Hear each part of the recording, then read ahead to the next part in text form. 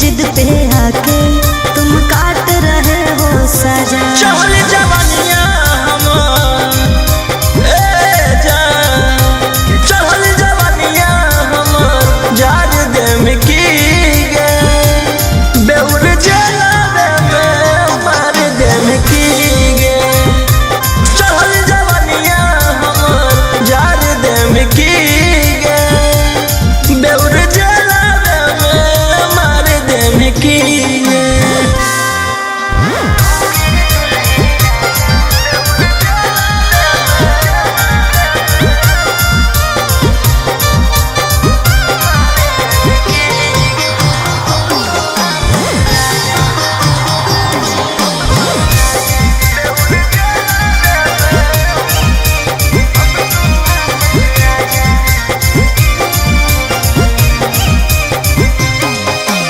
मैंने इश्क किया था उसकी सजा भी मैंने पाई। कितनों कोशिश कैलियो बाकी हो लो नहीं सुन भाई।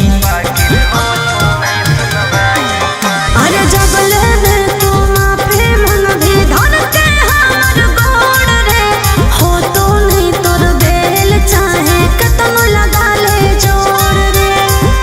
कि अपन होके भी कि अपन होके भी उजाड़ देम की गे बेउर जलावे में मार देम की गे। चहल जवानिया हमर जार देम की गे बेउर जलावे में मार देम की गे।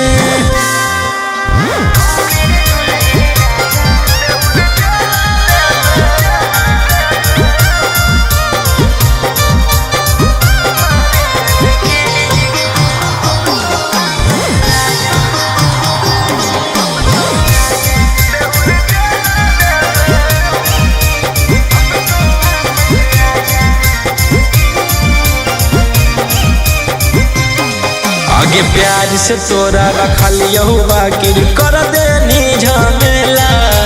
हमारा भेज के जेल राजी करो ही अकेला।